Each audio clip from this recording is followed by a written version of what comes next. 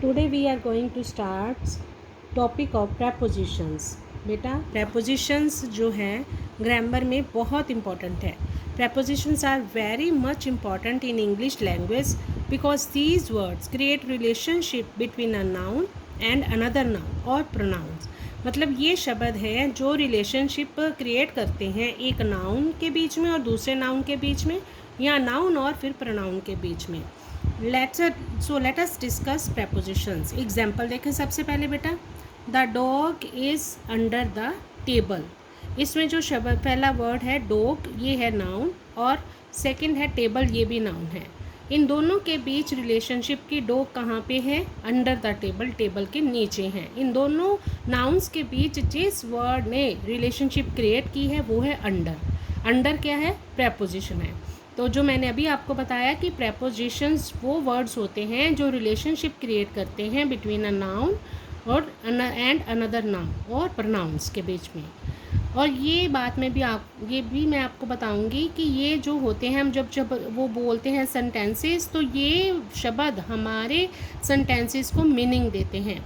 To give meaning to our sentences we need prepositions. So prepositions are most important. They convey different meanings in different situations. अलग अलग meaning बताते हैं अलग अलग situations में। देखें सेंटेंसेस, वो सेंटेंसेस जिनमें हमने प्रेपोजिशन यूज़ नहीं की। सबसे पहले देखें, she fail the tub. Incomplete लग रहा है, मीनिंग ही नहीं क्लियर हो रहा। अगर इस सेंटेंस को हम ऐसे देखें, she fail into the tub, तो इनटू वर्ड है जिसने इसका सेंटेंस को मीनिंग दिया है। ठीक है, कि वो कहाँ गिरी है? टब के अंदर। शी इज़ द रेस्टोरेंट, और इसमें भी देखो सेंटेंस क्लियर नहीं है। She is at the restaurant. और थर्ड है शी इज़ वरी, इसमें है शी इज़ इन वरी, कि वो चिंता में है। They are school, they are at school. At preposition है, इनटू, एट, इन, और आगे दे आर हरी, वो जल्दी है। नहीं, ऐसा नहीं सेंटेंस का मीनिंग होता। दे आर इन हरी, वो जल्दी में हैं। और last he is her, he is after her, वो उसके पीछे है। ये जो वर्ड है देखें, ये जो शब्द हैं, सेंटेंसेस हैं, आपने देखा कि प्रेपोजिशंस के बिना अगर ये सेंटेंसेस हम लिखते हैं तो उनका मीनिंग ही क्लियर नहीं होता, क्योंकि हमारे सेंटेंसेस को कोई मीनिंग ही नहीं मिलता। लेकिन जब उन्हीं सेंटेंसेस में हम प्रेपोजिशन जो है वो यूज़ कर रहे हैं, यूज़ करके सेंटेंसेस लिखते हैं, तो उन सेंटेंसेस का मीनिंग क्लियर होता है।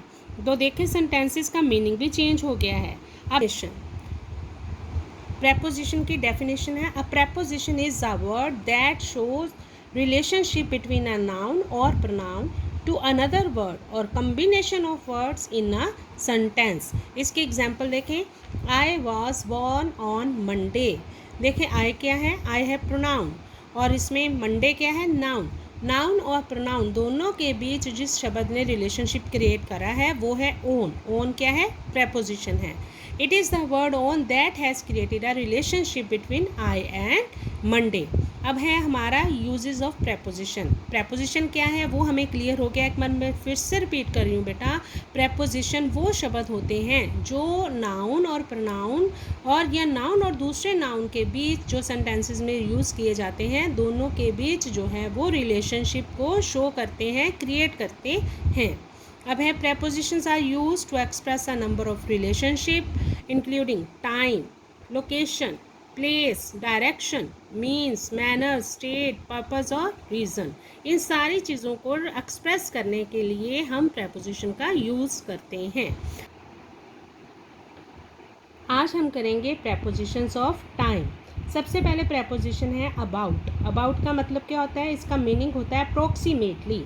जैसे एग्जांपल देखें, I will take about an hour to complete this task, कि मैं कम से कम 1 घंटे का समय लूँगा इस काम को पूरा करने में। अप्रोक्सीमेटली है लगभग 1 घंटे का। और second, he might reach here about noon, कि वो वहाँ पर दोपहर तक पहुंच जाएगी, लगभग दोपहर तक। अप्रोक्सीमेटली है मतलब इसका अबाउट। देखा दोनों में आ गया है अबाउट। सेकंड है आफ्टर। आफ्टर होता है बाद। We will meet after the break, हम कब मिलेंगे? ब्रेक के बाद। और second, let us go for a walk after taking tea, हम कब जाएंगे वॉक पे? आफ्टर टेकिंग टी, चाय पीने के बाद। एक प्रपोजिशन है अबाउट, दूसरी हमने करी है आफ्टर, थर्ड है आगे। ये सारी प्रपोजिशन टाइम की है। In, it is very much important है बच्चे ये प्रपोजिशन। जैसे देखें, कोई भी ईयर हो, ड्यूरेशन हो, ठीक है, उनके साथ इन आता है। जैसे आई वॉज बॉर्न इन 1992। देखें, सन हमें दिया गया है, ईयर हमें दिया गया है, उसके साथ हमने क्या लगाया है? इन, कि मेरा जन्म 1992 में हुआ था। और I will learn it in 6 months, मैं ये सीख लूँगा। टाइम कितना लगेगा, ड्यूरेशन कितनी लगेगी उसके लिए? उसे इन 6 months। और थर्ड है I will reach there in time, मैं वहाँ टाइम पे पहुँचूँगा। ये मतलब होता है रीच इन टाइम का मतलब है कि अगर 10 बजे का टाइम है ना, अर्ली इनफ, तो वो उससे पहले पहुँचेगा। जैसे 9:50 पे हो गया, 9:55 पे हो जाएगा, मतलब 10 बजे नहीं, करेक्ट नहीं, वो उससे पहले, कुछ समय पहले पहुंच जाएगा। I will reach there in time, ये बात याद रखना बेटे, ठीक है। अर्ली इनफ का मतलब है कि अगर 10 बजे का टाइम है उसके वहाँ पे पहुँचने का, तो उससे 5 या 10 मिनट पहले ही पहुँचेगा। और we use it with morning, evening and afternoon. अगर हमने मॉर्निंग, इवनिंग और आफ्टरनून शब्द हमें दिए गए हैं, तो उनके साथ हमने क्या लगाना है? इन प्रपोजिशन। अब पता चल गया इन प्रपोजिशन किन किन के साथ आती है। सबसे पहले ईयर के साथ, ड्यूरेशन ऑफ टाइम भी हो तो, और तीसरा अर्ली इनफ, मतलब जैसे है जो टाइम दिया गया है उससे पहले, कुछ समय पहले, और मॉर्निंग, इवनिंग और आफ्टरनून। अब है next preposition on. On preposition आती है, I was born on 21 September 1992।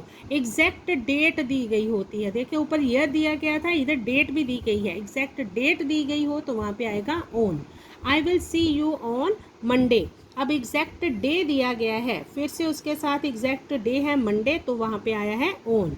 और थर्ड है I will reach there on time. On time आया है, टाइम मतलब अगर 10 बजे का टाइम है तो वो 10 बजे ही पहुँचेगा, पंचुअल है वो। मतलब अर्ली यहाँ पे इन वहाँ पे आना है जहाँ पे वो कुछ समय पहले पहुँचे। ओन वहाँ पे आना है जहाँ पे एग्जैक्ट टाइम दिया गया है और एग्जैक्ट टाइम पे वो पहुँचेगा।